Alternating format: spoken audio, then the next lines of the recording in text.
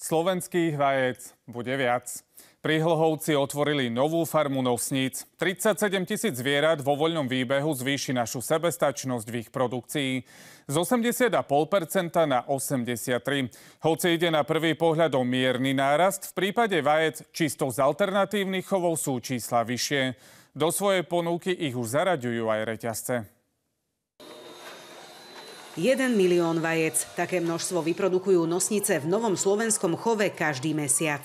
Je to plemeno nosivé, znese v takej tej plnej znáške jedno vajíčko denne. Nosnice tu chovajú za prísnych hygienických aj bezpečnostných podmienok, a to najmä pre hrozbu vtáčej chrípky. Aj nás sem pustili len za prísnych podmienok. Znášku okrem plemena ovplyvňujú aj podmienky, teda dostatok potravy, vody, pokoja aj priestoru. Momentálne sú síce v hale, ale keď sa aklimatizujú, pretože sú tu len krátko a naučia sa, kde bývajú, tak potom sa budú vypúšťať do 15 hektárového výbehu. Voľný výbeh pre nosnice je už pripravený. Práve takýchto chovov máme na Slovensku málo, len asi 7%.